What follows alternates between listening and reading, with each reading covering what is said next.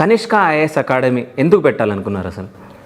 ఈ Kanishka IAS academy పెట్టడానికి ముందు మనం మాట్లాడుకోవాల్సి వస్తే క్వాలిటీ ఆఫ్ ఎడ్యుకేషన్ ఇద్దామన్న ఒక లక్ష్యమే తప్ప వేరేదేముంటుంది ఇందులో ఒకటి. ఓకే. రెండవది వచ్చేసి ఈ క్వాలిటీ ఆఫ్ ఎడ్యుకేషన్తో పాటు స్టూడెంట్స్ మన తెలుగు వాళ్ళు ఎక్కువగా సెలెక్ట్ అవ్వాలన్న కోరిక కూడా ఒకటి ఉండే.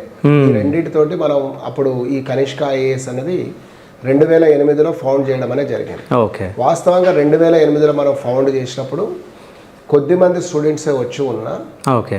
ఆ ఇయర్ మనకు ర్యాంక్స్ కూడా చాలా బాగా వచ్చాయి.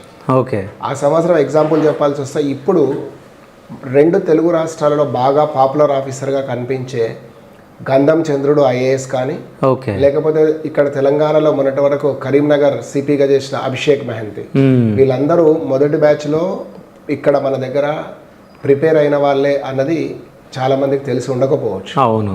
సో అట్లా ఒక లెగసీని కనుక మీరు తీసుకుంటే 2008 నుంచి 2025 ఈ రోజు వరకు చూస్తే తక్కువలో తక్కువ ఒక 100 మంది యూపీఎస్సీ ర్యాంకర్స్